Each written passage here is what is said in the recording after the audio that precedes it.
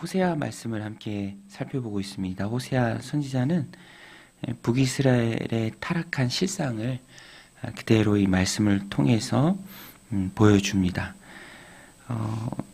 하나님을 속히 떠나는 이 북이스라엘 사람들의 모습인데요.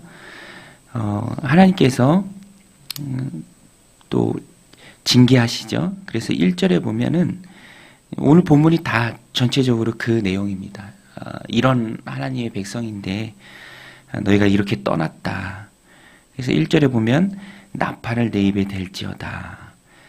나팔은 경고의 때에 불려지는 것이죠. 전쟁이 일어날 때 적군들이 쳐들어올 때 다급하게 나팔을 부릅니다. 그래서 나팔을 입에 댄다, 나팔을 분다, 나팔의 경고 소리가 난다라는 것은 적군의 침략이 있다라는 것입니다.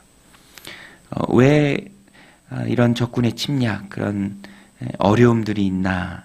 오늘 본문이 잘 말해줍니다. 이는 그들이 내 언약을 어기며 내 율법을 범함이로다. 이스라엘은 하나님 백성이고 하나님이 그들의 하나님 되시죠.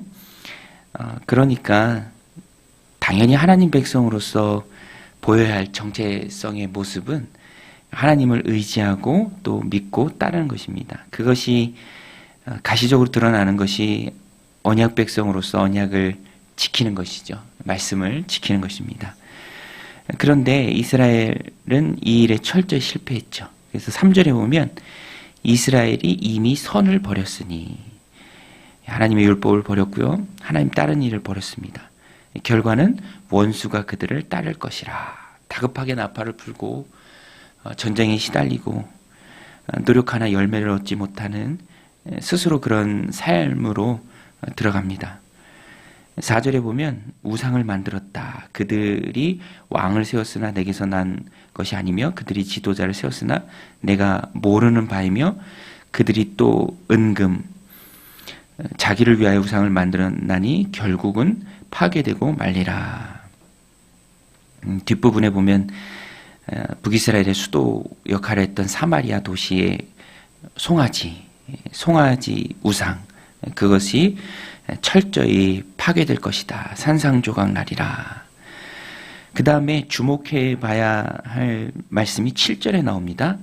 그들이 바람을 심고 광풍을 거둘 것이라. 심은 것이 줄기가 없으며 이삭은 열매를 맺지 못할 것이요 혹시 맺을지라도 이방 사람이 삼키리라. 하나님의 결정적 선언이신데요.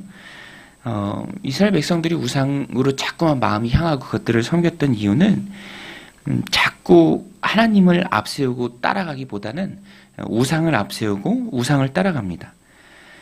욕심을 앞세우고 욕심을 따라간 것이죠.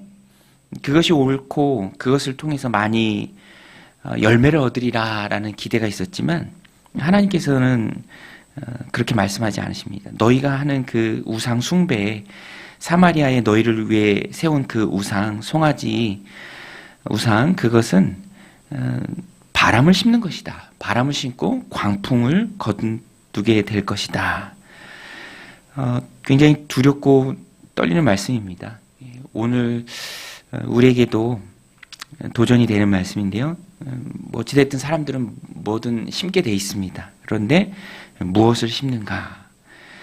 그들은 그들의 밝은 미래를 심는다. 우상을 통해서 많은 것을 얻을 것이다. 라고 생각했지만 하나님께서는 바람을 심고 광풍을 걷는 것이다. 이렇게 말씀하십니다. 그 다음부터 쭉 나오죠. 9절에 보면 8절에 보면 즐겨 쓰지 않는 그릇 같도다. 또 9절에 보면 들나귀처럼 이리저리 헤매고 여기에 붙었다 저기에 붙었다 하는 그런 인생들. 그리고 13절에 보면 쇠기와 같은 하나님의 말씀이에요. 그들이 내게 고기를 제물로 드리고 먹을지라도 여호와는 그것을 기뻐하지 아니하고 이제 그들의 죄악을 기억하여 그 죄를 벌하리니 그들은 애굽으로 다시 가리라. 자유케 하셨지만 너희들 하는 거 보니 이 자유가 의미가 없다. 내 백성의 모습이 없다. 자격이 없다. 너희는 다시 애굽으로 간다. 실제 애국으로 간 것은 아니고 이제 다른 아수르로 또 바벨론으로 포로가 되어 갑니다. 오늘 말씀을 보면 하나님 백성의 언약을 지키지 못하고 스스로 바람을 심는 우상을 숭배하는 그 일에 애쓰는 이 어리석은 북이스라엘 백성들의 모습을 보는데요. 그들이 잘못한 것은 욕심을 앞세우고 하나님을 등지고 자기를 위한 우상을 새겼다라는 것입니다. 그래서 하나님의 말씀을 따르고 또 하나님의 마음을 알고 그것을 따라가는 일에 철저히 실패했죠. 자기 의지로는 이루어내기가 참 어렵습니다. 그래서 오늘 말씀을 이렇게 보면은 구약의 말씀인데 또 신약 시대에 사는 우리에게도 참 큰 깨달음을 주는 것이 신약 시대에 하나님이 만민에게 하나님 따르는 자들에게 하나님 백성에게 성령을 부어 주셨죠. 그것이 이제 신약입니다. 말 그대로 새로운 약속이죠. 율법을 주고 너 이렇게 살아라 했더니 그 말씀대로 살아낼 의지도 없고 또 힘도 없고 능력도 없더라. 그래서 예수님이 율법의 완성으로 오셨고요. 예수님을 영접한 하나님의 백성들에게 하나님께서 성령을 주셨습니다. 오늘 우리가 대하는 이 본문은 그 이전의 단면의 모습을 우리의 연약함을 사람의 연약함을 사람의 힘으로는 할 수가 없음을 잘 말해주고 있습니다. 왜냐하면 12절에도 나오는데요. 내가 그를 위하여 내 율법을 만 가지로 기록하였으나 그들은 이상한 것으로 여기도다. 야, 너희 이렇게 살아. 너희는 나의 백성이야. 열방이 하나님을 드러내는 제사장 나라야. 그것을 보여줄 수 있는 것이 바로 하나님의 법, 율법이야. 이거 지키고 살아라. 그런데 그 좋은 율법, 하나님 백성의 바른 모습으로 살아내고 열방이 하나님을 드러내는 기준이 되는 그 하나님의 말씀. 그런데 정작 이스라엘 백성들은 오늘 본문에 나오죠. 이상한 것으로 여기도다. 이상한 거. 받아들이지 못하고 그 말씀대로 살아내지도 못하는 이상한 것으로 여기도다. 그래서 철저히 실패한 이스라엘 백성들의 모습을 오늘 본문을 통해서 우리가 봅니다. 본능대로 살아갈 수밖에 없는, 본능을 따라갈 수밖에 없는, 그래서 결국에는 송아지 금우상이 나올 수밖에 없는, 결국에는 하나님을 등지게 되는, 바람을 심고 광풍을 거둘 수밖에 없는 참 어리석고 연약한 이스라엘 백성들의 모습이죠. 그런데 오늘 우리는 다르다. 이 말씀을 받지만 이 말씀을 받는 오늘 우리는 다르다라는 것입니다.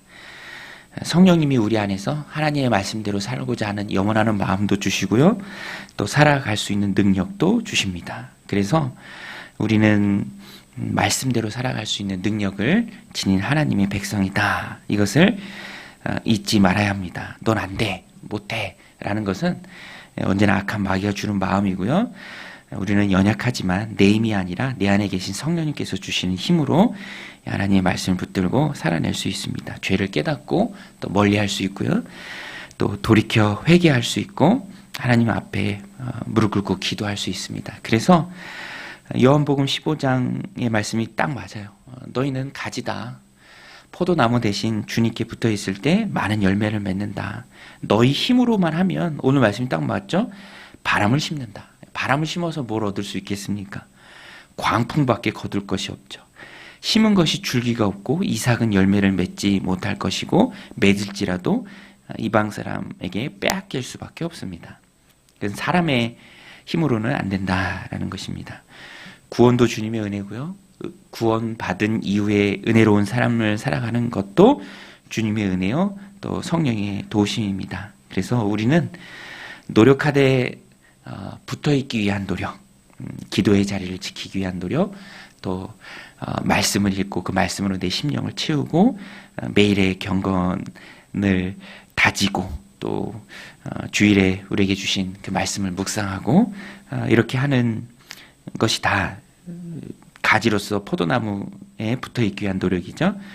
이런 노력을 할 때 하나님께서 성령의 충만함을 주셔서 포도나무에 붙어있는 우리가 많은 열매를 맺을 줄로 믿습니다. 굉장히 오늘 말씀이 참 이렇게 힘 빠지게 하는 말씀일 수도 있는데 뒤집어 생각하면 오늘 우리는 성령의 능력으로 하나님의 마음을 알고 또 그 말씀을 지켜 살아가며 많은 열매를 맺을 수 있는 힘을 가진 자들이다라는 것을 한편 우리가 깨달을 수 있습니다.